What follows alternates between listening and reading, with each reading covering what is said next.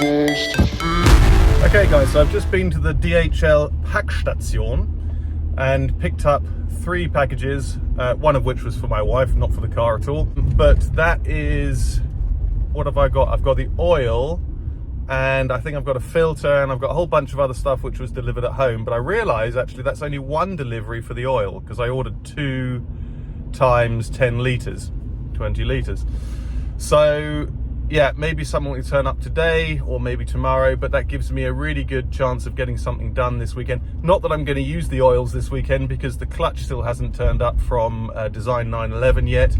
I spoke to them yesterday, and I asked them, I haven't had any delivery confirmation yet, having placed the order 2 or 3 days ago, and they said, oh yeah, let me just have a look. Oh yeah, we're waiting on the transfers. And I was like, I checked if everything else was in stock, like the clutch alignment tool and the clutch itself, and they said, yeah, that's in stock in the Netherlands, because they've got a warehouse in the Netherlands to allow, you know, delivery to Europe, which is very cool. It's been going for they've had that for about a year. And they said, oh, would you like to split the delivery? And I was like, yes, I'd really like to split the delivery.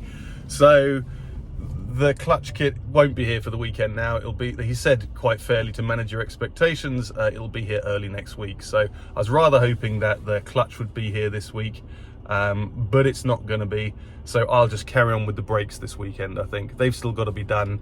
And if I can get those rubbed down, painted up, then I can get them maybe if they dry in time, even on the car. So let's see.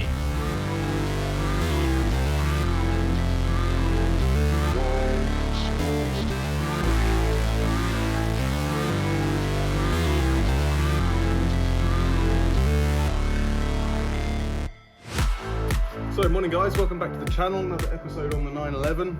I just come up on the bike this morning and it started to rain halfway up. It's about a 5-kilometre ride, so got a little bit wet on the last 5 minutes. But anyway, I'm here now and it's nice and dry in the garage and it's not particularly cold. But so I'm going to get started. So the main focus of today is the calipers. So you remember from a couple of videos before, I messed them up. You know, I rubbed them down. It takes quite a lot of time to prepare the calipers. Rubbed them down, painted them, and then put some clear coat on the top, and the clear coat just pulled and crinkled the top coat, or the colour coat as it were, together. So it looks terrible. So I've got to start again. So I've ordered the transfers and a whole bunch of other stuff from Design 911. They gave me a good price, and so a shout out Design 911. If you don't know them, they're in the description below, so go and check them out. They've got a really huge range of Porsche parts, OEM and other. And what I find really useful, apart from the range of the website, is being able to check out the parts and find the parts via their parts diagram, the exploded diagrams online. So I find that really useful. So go and check them out. But anyway, those parts are on order. The transfers for the front and back, I'll go into that in a little bit more detail once they arrive. I've also ordered the clutch kit and a clutch centering tool, because I was really hoping that would turn up this weekend, but it's taken a little bit longer to actually get the delivery. So I ordered it on Tuesday, I think, this week, and it looks like it's going to arrive around early to the middle of next week. But as I'm not getting the clutch kit, I'm moving on to something else that definitely needs doing, and that's the calipers. So let's get started. Okay, so these are all 4 calipers, front and back. And you can see what I mean with regards to the effects of the clear coat a couple of weeks back when I did it. Absolutely disastrous.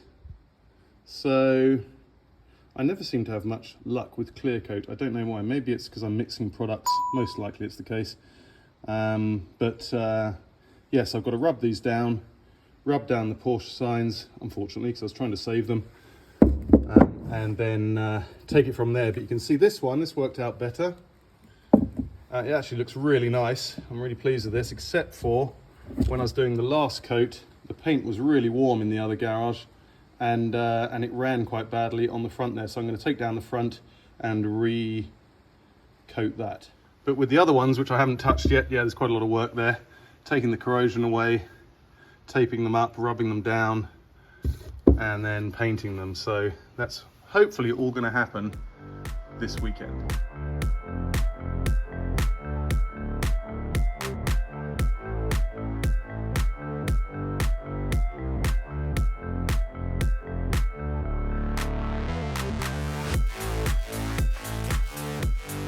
Okay, so that's not too much work just doing that. I don't know if you can see it, but I've taken down the runs on that side, taken down the runs on that side, and that will be good to go to do one more coat on it. I think what I might end up having to do, because I'm going to go over this area as well, I might have to Scotch-Brite this just to give it one more coat. But that's pretty much done that. Now all I have to do is the other three. Okay guys, so I've been cleaning them up. It's taking ages. Those two are ready to go. This one is almost ready to go, but in each of these, here there are 2 pistons stuck in, and here it was this one. So basically, after a lot of faffing around, what I ended up doing, which I really should have thought about it before, is to put the old pistons back in, and then use the air pump to, or the compressor in there, which is what I did here, to help that last one out, which it did. So I wish I'd have thought of that before, and now I've just got to pull these out. Okay, so I finally got that out. That was a real pain in the arse, especially if you don't know what you're doing and you've never done it before and you haven't got the right tools.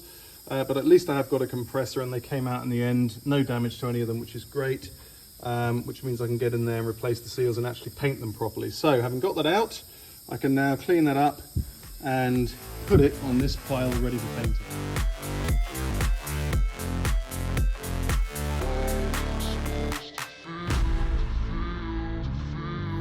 Okay, so now I can concentrate on tidying this up, and then I can get them over to the warm part of this garage where I can then spray paint.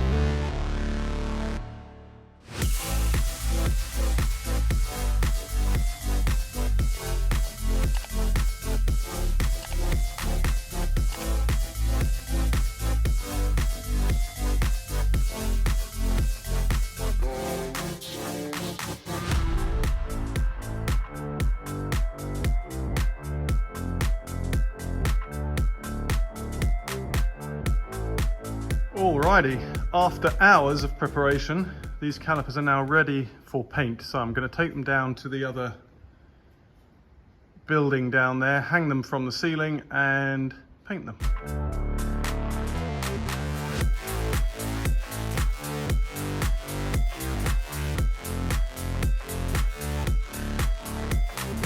Okay guys, so I am going to open all of these packages, so I need to know that everything is there. So I think this is the oil.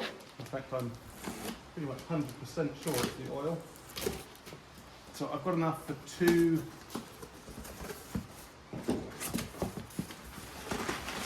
oil changes. Oh goodness me. This is cool. Look at that. I went for manual because it's got the A40 certification for Porsche engines. And they were doing quite a good deal on it. So I thought, why not buy it all from manual? It's a shame there's no real business in second-hand cardboard boxes, because if there was, I'd be a millionaire. Anyway, so a very cool box. So that's one. 5W40 I've got. 2, 3. And 4. So that's that. So what else have I got? This is very light, so I'm presuming it's the air filter, the oil filter. There we go. So that was just a cheapo one for the first oil change. There it is. So that will go with that. I've got, yes. This is a rather dented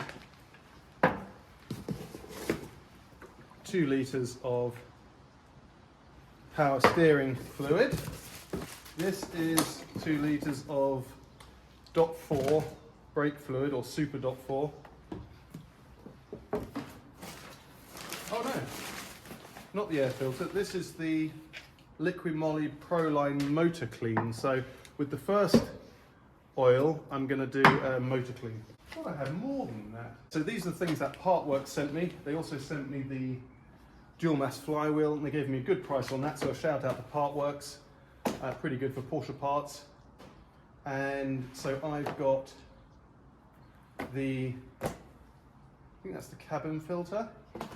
the air filter and another oil filter. So that's the second oil filter for this.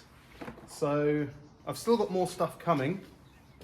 I've got a pressure bleeder which I ordered, and I have got some special grease for the brake pistons when I reassemble those. And I've also got, I showed you this in another video, I think the Auto-Fren rebuild kit for the calipers.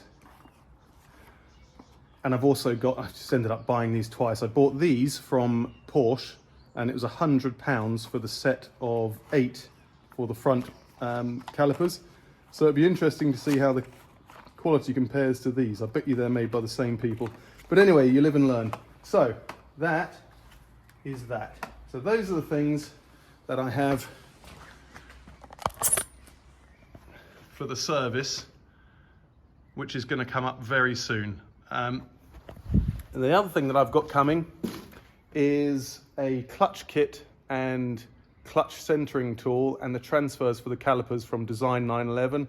They also gave me a pretty good price, and that will be coming early next week. And I think I mentioned that at the beginning of this video actually. So once that's all here, I'll put a photograph of everything that's on the table. Okay guys, so it's the next day, and I thought I'd put this in on the end of this video because it's so frustrating to see somebody do all the work and then not for them to show you the result at the end of it. So I'm really, really pleased. I've left these drying overnight in the warmer part of this garage, and they're touch dry, but I'm just literally going to leave them hanging there for a week because it's the only way to be sure that they're actually going to, you know, dry nicely. But I am so pleased with them.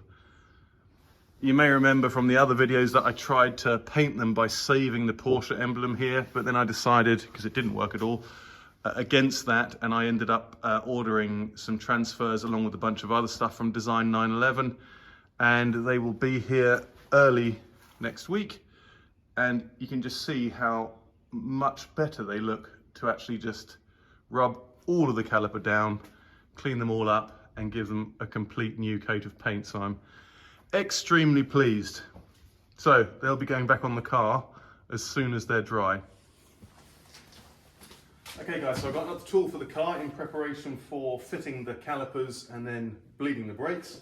So it's a pressure bleeder, and I got it from Amazon, and it seems pretty sturdy. It cost like 45 euros, and the delivery time was very quick. But I thought I'd just show you because it's something that I've always sort of wanted or needed, and yeah, I actually got it as a birthday present because my mother-in-law gave me a 50 euro voucher for Amazon for my birthday, and I bought this. So Marion, thank you very much for the pressure bleeder.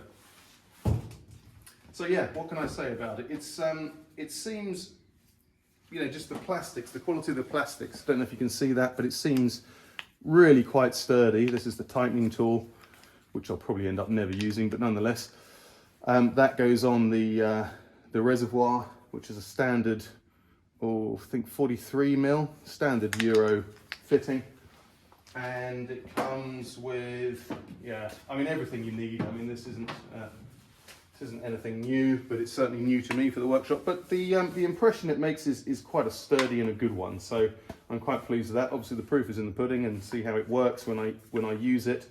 But we're getting closer and closer to the point where I actually start refilling the fluids on this car. So yeah, this is it's a 3-litre canister.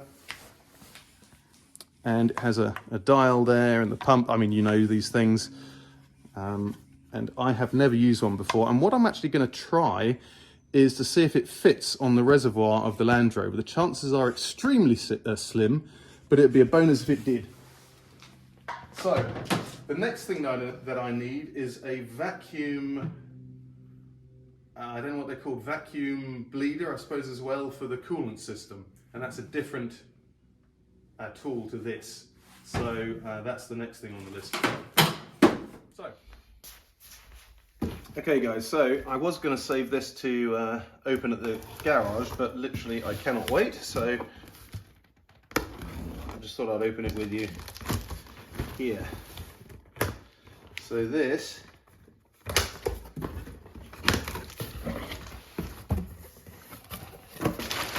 should be, whoa, yes, package from Design 911, so they've included a magazine, which I've never seen before. It's quite cool. Cool. Some parts in here. I think that is the clutch centering tool. So open it like this.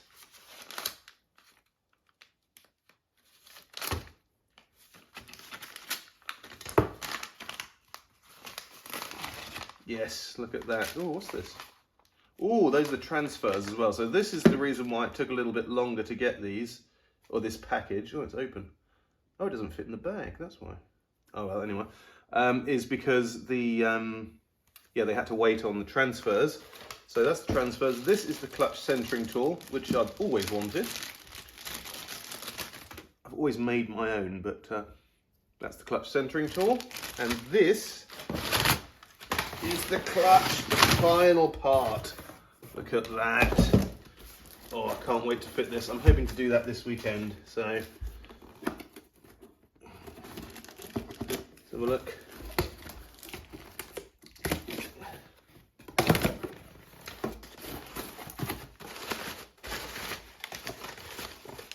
That's the grease. Yeah. There's the clutch. It's the release bearing. A lot of plastic in there, but that's all right. There's the grease itself, and here is the clutch plate. So that means putting this in, I would have done everything. So flywheel, clutch plate, and pressure plate and release bearing. So that is going to be everything done for the clutch. I'm really excited to see how well the car shifts now, because it wasn't that great when I had it on the road before. So very exciting.